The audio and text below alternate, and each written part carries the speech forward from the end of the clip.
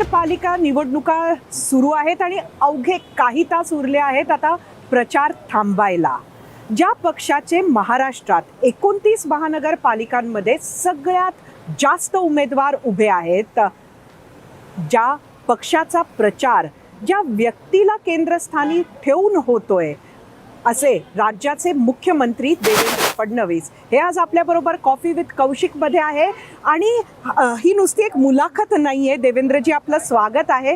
तर हा एक प्रचंड ग्रँड शो सुद्धा आहे आणि मुलाखतीत ते काय म्हणतात हे तर आपल्याला ऐकायचंच आहे, पण त्याचबरोबर मंडळी तुम्ही हा ग्रँड शो सुद्धा एन्जॉय करा. आपण आहोत मुंबईच्या कोस्टल रोडवर आता आपण जाणार आहोत. देवेंद्रजी, काय आहे आत्ताची confidence level? I am 100% confident. मला पूर्ण कॉन्फिडन्स आहे आणि हा जो काही आत्मविश्वास आहे हा केलेल्या कामाच्या भरोशावर आहे. जनतेने यापूर्वी जो विश्वास दाखवला त्याच्या आधारावर आहे आणि ज्या प्रकारे मी आमचे सहकारी आम्ही सगळे मिळून प्रयत्न करतो आहोत याच्या भरोशावर आहे. आम्ही या निवडणुका जिंकणार आणि मुंबई पण जिंकणार. आणि बिलकुल. खरं तर पुण्यात महिलांसाठी खास एक वेगळाच जाहीरनामा तुम्ही केला असं दिसतंय. 165 पैकी तुमचे 91 जागांवर महिलांना तुम्ही उमेदवारी दिलेली आहे.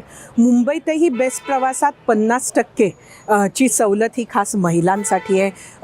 विद्यार्थिनींसाठी सुद्धा काही सवलती तुम्ही दिलेल्या आहे आणि एकंदरीतच बघितलं विद्यापीठातलं आरक्षण जर बघितलं तर त्यामुळे बऱ्याच घोषणा या महिलांसाठी आहे.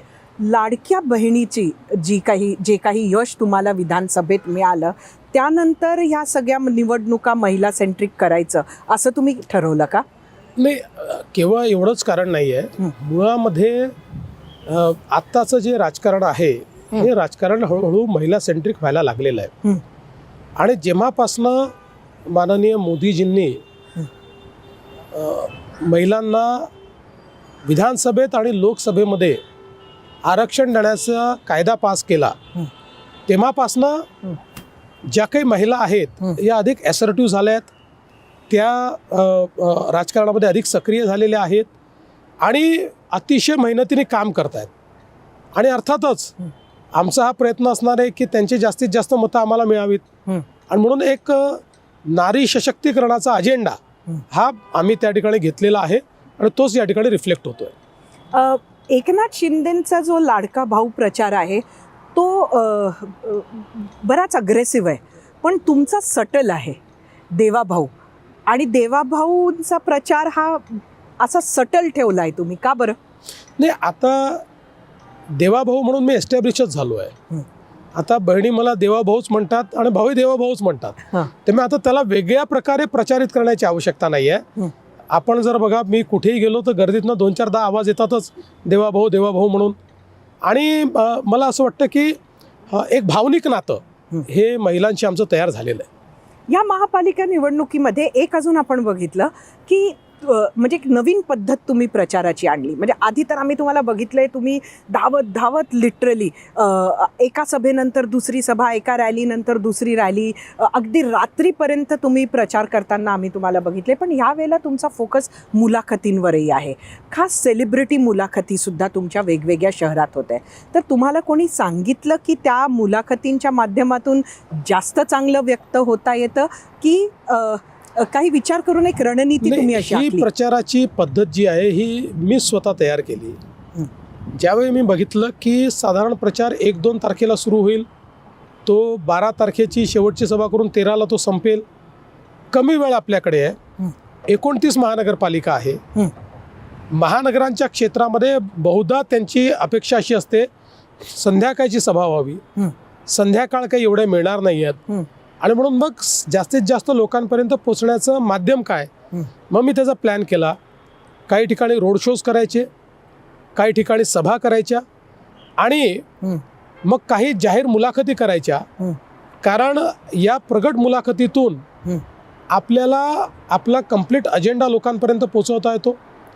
या थोडा दीर्घ मुलाखती असल्यामुळे जो डेव्हलपमेंटचा आपला अजेंडा आहे किंवा जे आपलं एक भविष्यातलं डेव्हलपमेंटचं चित्र आपण तयार केलं आहे हे नीट मांडता येतं.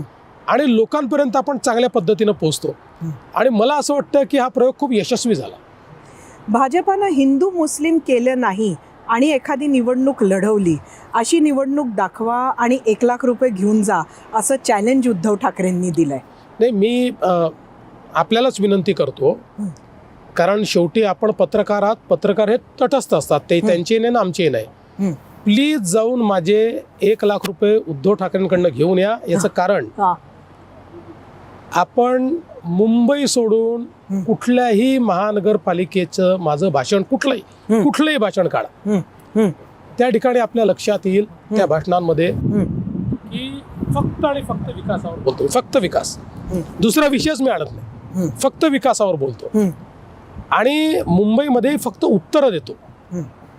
विकासावर 90% आणि 10% उत्तरं देतो. त्यामुळे तुमच्या चॅनलनी माझी खूप भाषणं लाईव्ह केली आहेत, त्यातली निवडक 4 भाषणं काढा, ती प्लीज त्यांच्याकडे द्या. त्यांच्याकडे 1 लाख रुपये मला आणून द्या. पण मी जो चॅलेंज दिला आहे तो चॅलेंज मात्र ते अजून पूर्ण करू शकले नाहीत. तुमचा चॅलेंज, माझा चॅलेंज असा होता की उद्धवजींचं विकासावर एक भाषण दाखवा आणि 1000 रुपये मिळवा. मी छोटा माणूस आहे, मी लाख रुपयेवाला माणूस नाही आहे, तर मी 1000 रुपये मिळवा. त्यांनी तरी भाषण केलं नाही म्हणून 2000 केले, मग ते आता 5000 रुपयापर्यंत मी पोहोचलो आहे. आणि तुमच्या चॅनलवरनं ऐलान करतो 7000 रुपये मी देईन. उद्धव ठाकरेंचं विकासावरचं एक भाषण दाखवा, 7000 रुपये माझ्याकडनं घेऊन जा.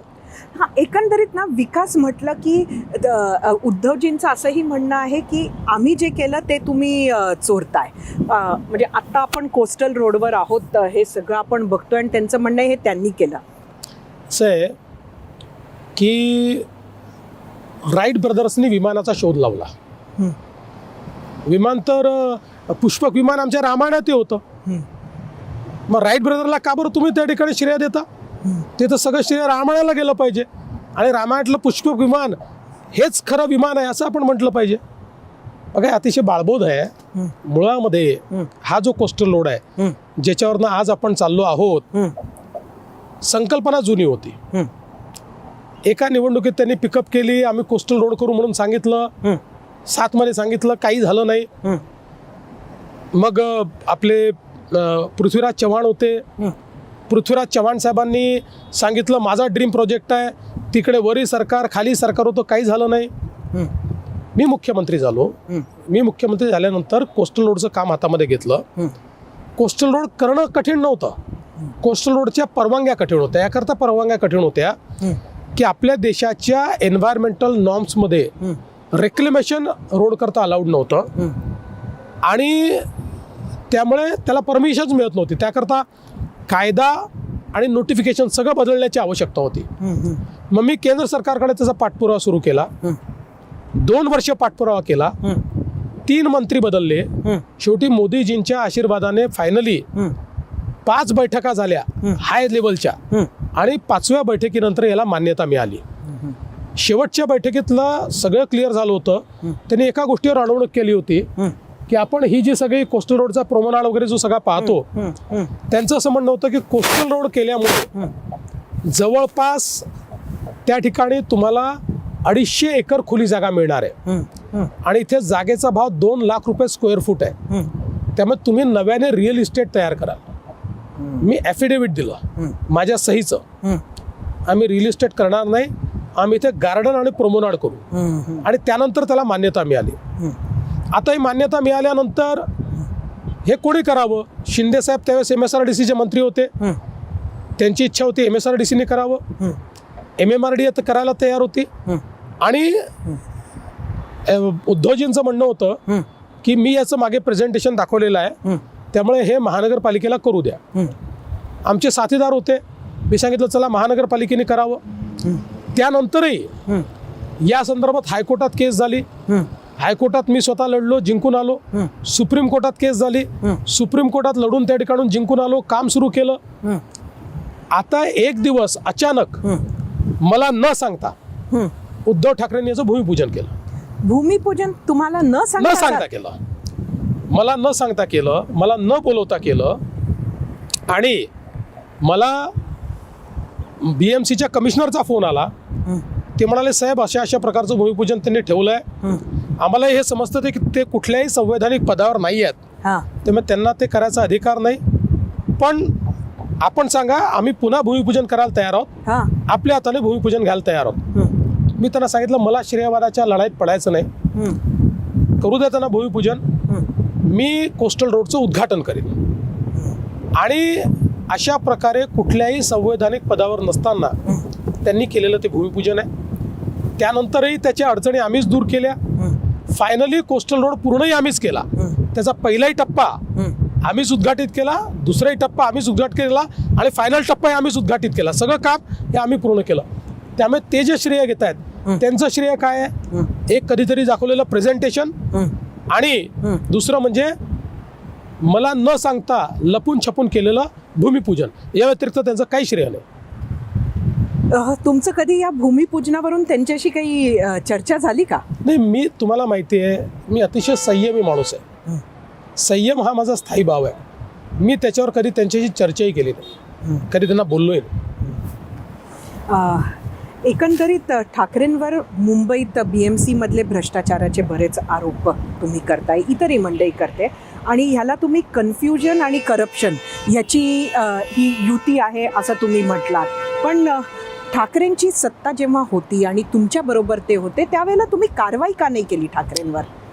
पहिली गोष्ट अशी आहे की तुम्ही क्रोनॉलॉजी लक्षात घ्या, तर ठाकरेंसोबत जेव्हा आम्ही सत्तेमध्ये होतो त्यावेळी महापौर पद त्यांच्याकडे आणि स्टँडिंग कमिटी चेअरमन पद त्यांच्याकडे. महानगरपालिकेमध्ये एक्झिक्युटिव्ह निर्णय घेणाऱ्या दोनच बॉडी आहेत, मेयर आणि स्टँडिंग कमिटी चेअरमन. आम्हाला काय मिळायचं? उपमहापौराचं पद किंवा एखाद दुसरं सदस्य पद. याच्या व्यतिरिक्त आम्हाला कधीच काय मिळालं नाही.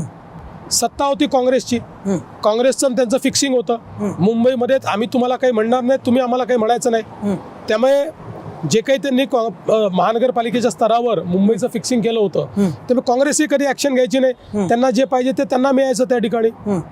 ज्यावेळेस मी मुख्यमंत्री झालो, मुख्यमंत्री झाल्यानंतर पहिल्यांदा माझ्याकडे तक्रार आल्यावर मुंबईच्या 200 रस्त्यांची मी चौकशी केली. 200. आणि साधीसुधी नाही, CAGची चौकशी लावली. आणि CAGच्या चौकशीमध्ये निष्पन्न आलं 200ही रस्त्यांमध्ये डांबराच्या खाली PQC लेवलच नव्हतं. No PQC. हे मुंबईमध्ये दर वर्षी खड्डेयुक्त मुंबई जी बघायचं होतं, त्याचं कारण काय? PQC लेवल ही खऱ्या अर्थानं स्टेबिलाइज करते, ती लेवलच खाऊन टाकली होती.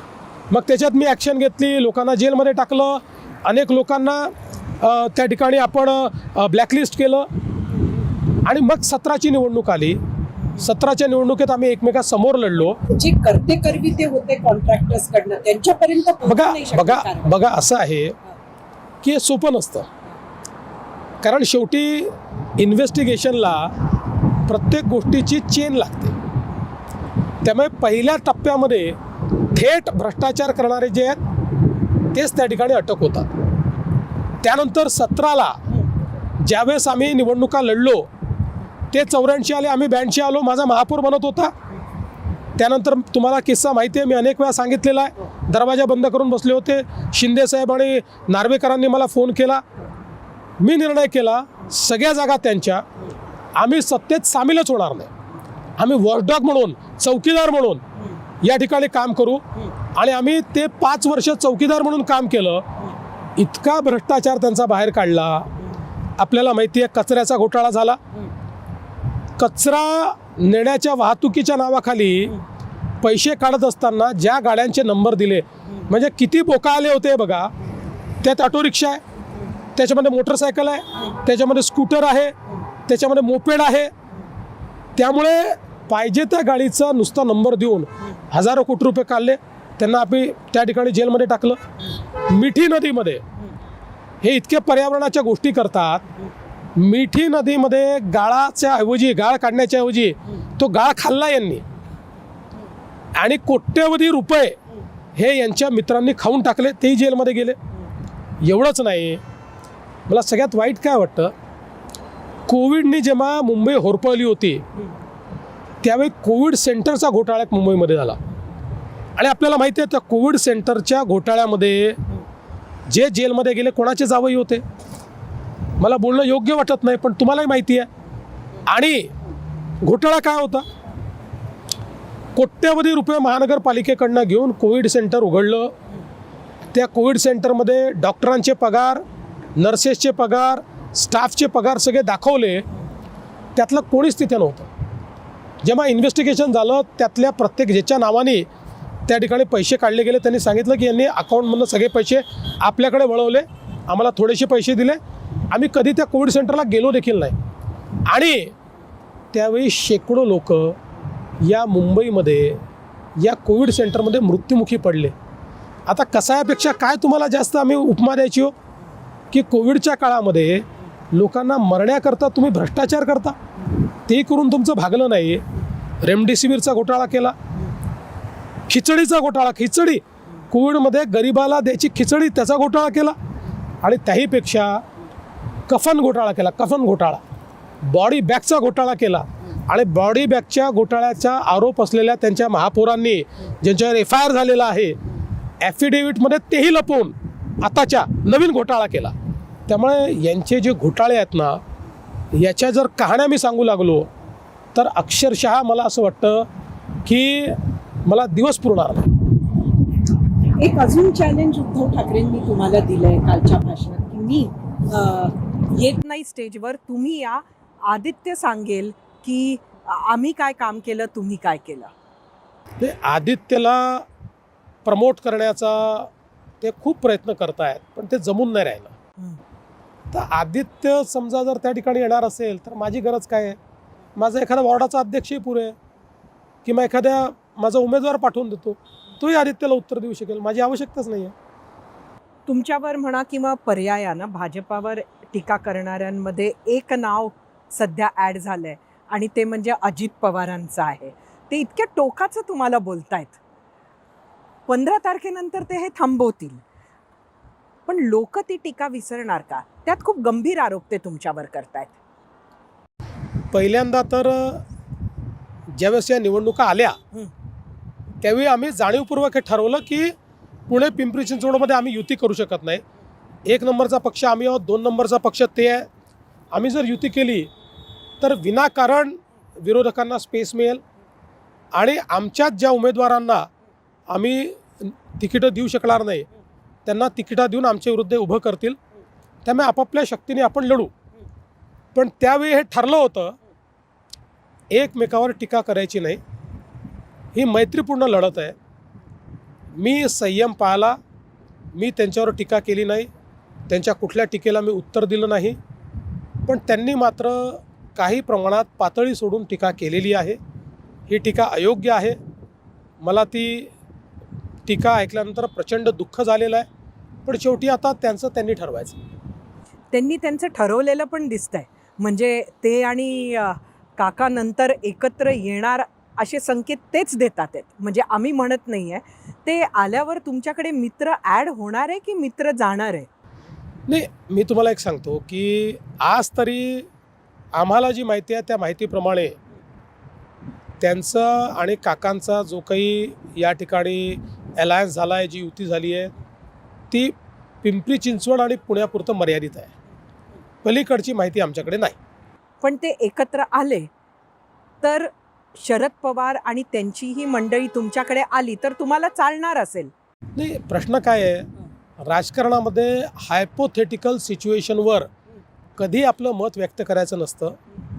कारण सिच्युएशन फ्लुइड असते, परिस्थिती वेगळी असते.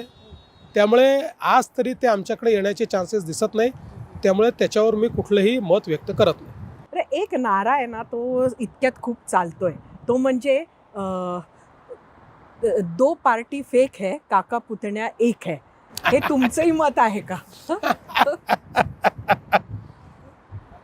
मला असं वाटतं की परिवारात कोणी जवळ येत असेल तर आम्ही फार काही ऑब्जेक्शन घ्यायचं गरज नाही आहे.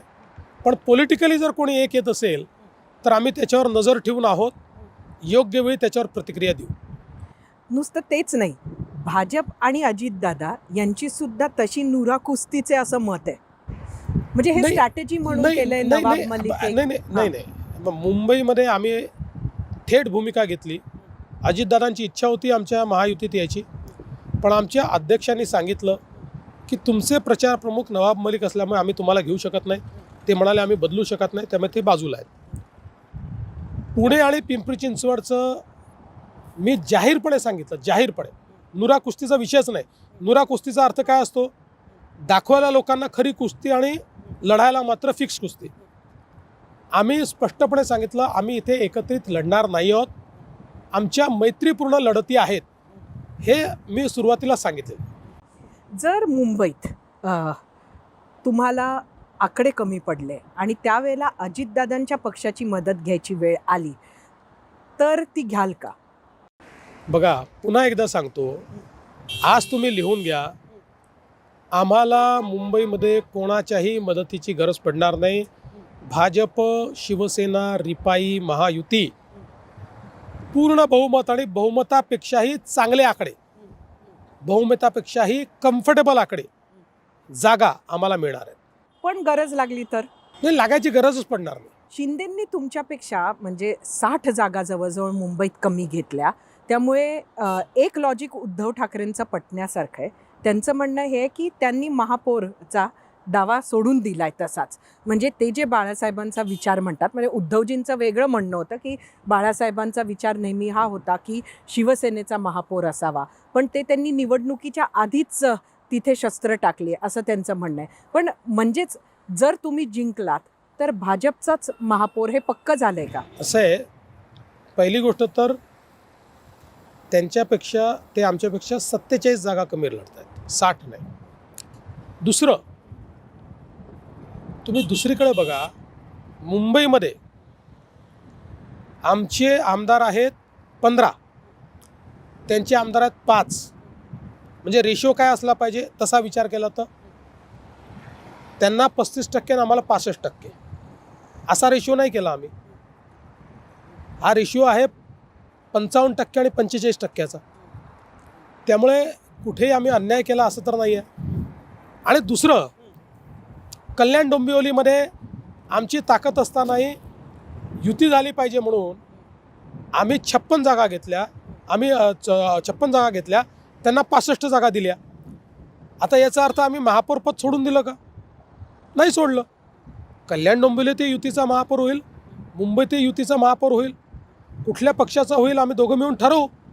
पण मी तुम्हाला सांगतो, म्हणजे ते अजून ठरलेलं नाही, ठरलं नाही आहे. हां. मुंबईत शिवसेनेचाही महापौर होऊ शकतो, महायुतीत कोणाचाही महापौर होऊ शकतो, कल्याण डोंबिवलीत कोणाचाही महापौर होऊ शकतो. महायुती मिळून ठरवू. पण शिवसेनेने महापौरावरचा दावा सोडला वगैरे जे उद्धवजींचं म्हणणं आहे हे पूर्णपणे चुकीचं आहे. अशी आमची कधी अटही नव्हती आणि तशा प्रकारची कोणची चर्चाही केलेली नाही. विधानसभेच्या निवडणुका झाल्या, त्याच्या आधी लोकसभा होत्या, मग विधानसभा झाल्या. आता ज्या नगरपालिकांच्या पंचायतीच्या ज्या निवडणुका झाल्या त्याच्यानंतर आता महापालिका, आता परत झेडपी. एकंदरीत तुम्ही स्वतः पूर्ण वेळ प्रचारात सक्रिय असता.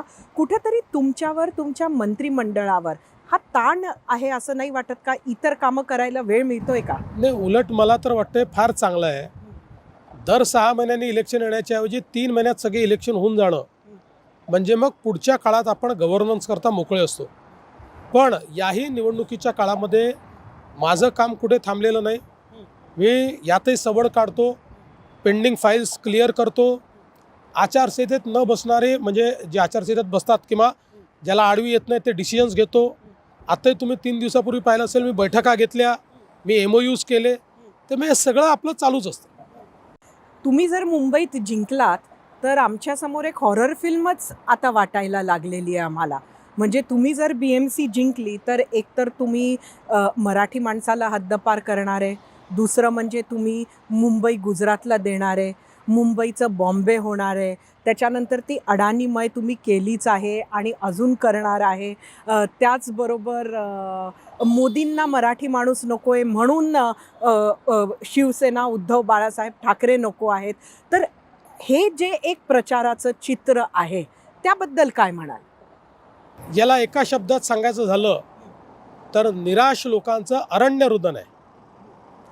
निराश लोकांचं अरण्यरुदन आहे. आता मी तुम्हाला प्रश्न विचारतो, मुंबई म्हणजे काय मोटर आहे का हो? एखादी गाडी आहे की चालवत नेऊन गुजरातमध्ये ठेवणार आहे? अरे हा भूभाग आहे, ही मुंबई आहे, कोणाच्या बापाची हिंमत नाही आहे याला हात लावायची. असे कसे लेचेपेचे नेते आहेत जे आपल्या लोकांना घाबरवतात की मुंबई तुटून जाईल. संपली का हिंमत तुमची? अरे मी म्हणतो माझ्यात ताकद आहे, मी म्हणतो जोपर्यंत देवेंद्र फडणवीस जिवंत आहे तोपर्यंत त्या मुंबईला कोणी हात नाही लावू शकत. तुम्ही ते म्हटलं पाहिजे. मुंबई जाणार काय रडके लोक आहेत. मुंबईला जोपर्यंत चंद्र आणि सूर्य आहे, मुंबई महाराष्ट्राची, कोणी याला हात लावू शकत नाही. आणि मराठी माणसाचं बोलायचं यांना अधिकार काय आहे? तो बाळासाहेबांना होता, यांना काय अधिकार आहे? 25 वर्षामध्ये यांनी मराठी माणसाकरता काय केलं सांगा? दक्षिण मुंबईतला मराठी माणूस का हद्दपार झाला? का वसई विरारच्या पलीकडे गेला?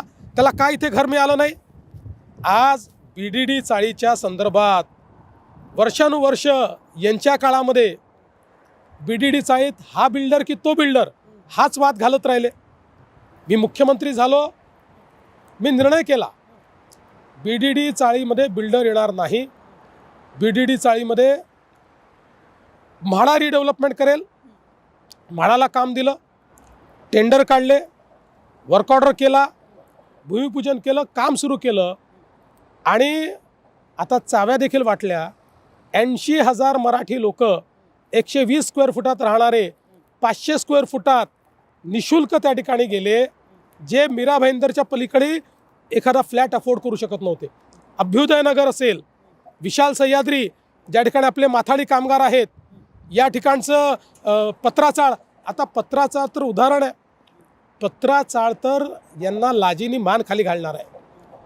मराठी अस्मिता जिथनं सुरू झाली ती पत्राचाळ, मराठी आणि संयुक्त महाराष्ट्राच्या आंदोलनाची नाळ जुळलेल्या अनेक लोकांची पत्राचाळ, यांच्याच लोकांनी त्याच्या विकासाच्या पोटी मराठी माणसाला बाहेर काढलं, रस्त्यावर आणलं आणि झोपड्यात राहायला मजबूर केलं, घोटाळा केला.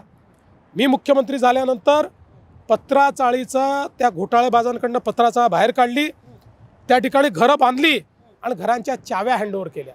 मराठी माणसाला घर देणारा आम्ही आहोत. मराठी माणसाच्या नावावर तुम्ही राजकारण केलं.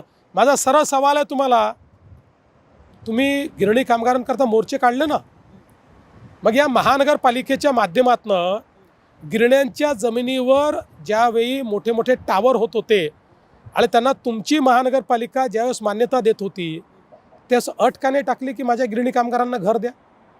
म्हणजे परमिशनही आपणच द्यायची, मोर्चेही आपणच काढायचे घर नाही म्हणून. ही दुटप्पी भूमिका आहे. 25 वर्षात एक घर नाही देऊ शकला तुम्ही गिरणी कामगाराला, आणि गिरणी कामगाराला देशोधडीला लावायचं आणि मराठी माणसाच्या बाता मारायच्या. काय केलं सांगा ना मराठी माणसाकरता? त्यामुळे बाकी तर सोडून द्या, हे इतकं या ठिकाणी बोलतात. मुंबई महानगरपालिकेतले कंत्राटदारही मराठी नाही आहेत. जे एवढे कंत्राटदार यांनी उभे केले, ते कोणचे मराठी कंत्राटदार उभे केले? तेही तर त्यांनी अमराठीच उभे केले. त्यामुळे एक गोष्ट निश्चित आहे, मराठीचं केवळ यांनी राजकारण केलं आहे. मराठी माणसाच्या नावावर हे मोठे झाले, मराठी माणूस नाही मोठा झाला. त्यांचा हा जो एक आक्षेप आहे तो सातत्यानं ते मांडत आहेत, तो म्हणजे की हे इतर कंत्राटदार नाही, पण एकच कंत्राटदार आता मुंबईमध्ये आहे आणि त्यांचं नाव अडाणी आहे. मी आता तुम्हाला एक प्रश्न विचारतो की अडाणी हे तर या ठिकाणी आत्ता आले. हे जे काही एअरपोर्ट आहे, या एअरपोर्टचं न्यू मुंबईच्या एअरपोर्टचं मी टेंडर केलं होतं. न्यू मुंबईचं एअरपोर्ट हे जीव्हीकेला गेलं होतं. याचं 4 वर्ष जीव्हीकेने काम केलं. नंतर ज्यावेळेस जीव्हीकेने आपले शेअर्स डायल्यूट करून त्या ठिकाणी अडाणींना आणलं आणि अडाणी मेजर स्टेक होल्डर झाले, तिथं काही आम्ही अडाणींना एअरपोर्ट दिलं नव्हतं. आणि धारावी 1984 साली राजीव गांधींनी धारावी एशियातलं सगळ्यात मोठं स्लम आहे, हे रिडेव्हलप झालं पाहिजे असं सांगितलं होतं. 30 वर्ष काही झालं नाही. 14 साली मोदीजी आणि मी आल्यानंतर मी हा विषय हातामध्ये घेतला. धारावीच्या रिडेव्हलपमेंटमध्ये त्या लोकांना त्याच ठिकाणी जागा द्यायची होती. रिडेव्हलप कसं करायचं? जागा असल्यावरच तुम्ही रिडेव्हलप करू शकाल. केंद्र सरकारची भरपूर जागा तिथे होती, ती विकत घेतली मी केंद्र सरकारशी बोलून या रिडेव्हलपमेंट करता. त्याचं टेंडर काढलं आणि त्याचा वर्क ऑर्डर मी अडाणींना दिला नव्हता. तिथे दुसरा विकासक होता, त्या दुसऱ्या विकासकाला तो वर्क ऑर्डर दिला होता. त्यानंतर उद्धव ठाकरेंचं सरकार आलं. उद्धव ठाकरेच्या सरकारने त्यांचा वर्क ऑर्डर रद्द केला. नव्याने टेंडर कंडिशन तयार केल्या. त्यांनीच तयार केलेल्या टेंडर कंडिशनवर अडाणी आले आहेत. त्यामुळे आम्ही तर काय अडाणींना दिलं नव्हतं. आम्ही ज्याला दिलं होतं आणि कॉम्पिटिशनने दिलं होतं, ओपन टेंडरने दिलं होतं, सगळं त्या ठिकाणी नॉर्म्समध्ये बसलं होतं. कुठली अडचण त्याच्यामध्ये नव्हती, कुठली कोर्ट केस नव्हती. का रद्द केलं? आणि मग त्याच्यानंतर तुम्ही जे नॉर्म्स तयार केले त्या नॉर्म्समध्ये 2च गोष्टी सांगतो, 10 गोष्टी सांगू शकेन जे मी नंतर बदलले. त्याच्यामध्ये तुम्ही हे जे काही TDR जनरेट होणार आहे, या TDRला कॅपिंगच केलं नाही.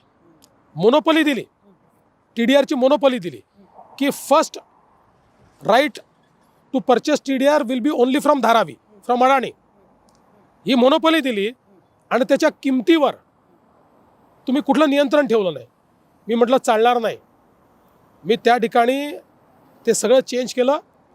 मी म्हटलं TDR एक्सचेंज तयार होईल आणि स्लम TDR प्रमाणे या TDRला प्रिफरन्स मिळेल आणि कुठल्याही परिस्थितीत या TDRची किंमत रेडी रेकनरच्या 90%च्या वर जाणार. 100% नाही, 90%च्या वर जाणार नाही.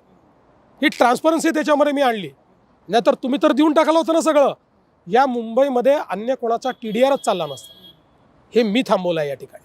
त्यामुळे यांचे खायचे दात वेगळे आहेत आणि दाखवायचे दात वेगळे आहेत. मग अजून एक सांगून द्या, हे कुठले दात आहेत? उद्धव ठाकरेंचं म्हणणं आहे की चूक जो दाखवतो तोच खरा मित्र. मग ते काय मित्र आहेत तुमचे? नाही, त्यांना अनेक वेळा चुका मी दाखवल्या, पण त्यांनी मला मित्र मानलं नाही, शत्रू मानला. त्याच्यामुळे मी तुम्हाला एकच गोष्ट सांगतो की उद्धव ठाकरे हे एक अनप्रेडिक्टेबल व्यक्ती आहे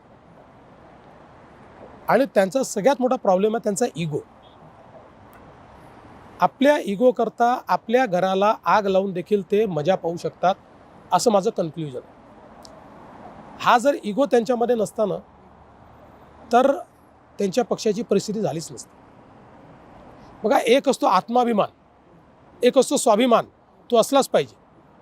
तो बाळासाहेब ठाकरेंमध्ये होता म्हणून शिवसेना उभी राहिली, म्हणून त्यांचं एवढं नाव आहे. पण त्याच्या पलीकडे जेव्हा इगोत ते कन्वर्ट होतं ना, तेव्हा हे सगळे प्रॉब्लेम होते. बरं, राज ठाकरे आणि तुम्ही मित्र आहात हे ह्या गेल्या 4-5 दिवसात बरेचदा सांगितल्या जाते तुमच्याकडून त्यांच्याकडून. कशाचे संकेत आहेत का हे? काही संकेत नाही आहेत. ही राजकीय संस्कृती आहे. संकेत असते तर काल त्यांनी माझ्यावर भरपूर टीका केली आहे, मी त्यांच्यावर भरपूर टीका केली आहे, करणार आहे. पण आम्ही वैचारिकदृष्ट्या आमचे विचार वेगळे आहेत, भूमिका वेगळ्या आहेत, पण एकमेकाचे शत्रू आम्ही नाही. त्यामुळे 16 तारखेनंतर आम्ही एकत्रित चहा पिताना दिसलो तर त्याला फिक्सिंग म्हणू नका. बरं, जे बिनविरोध निवडून आले ती फिक्सिंग होती का? कारण एवढे बिनविरोध कसे निवडून येऊ शकतात? असं आहे की यांना उमेदवार मिळाले नाही. आता मी तुम्हाला एक सांगतो, एवढ्या शिव्या किरीट सोमय्यांना यांनी दिल्या. किती दिल्या?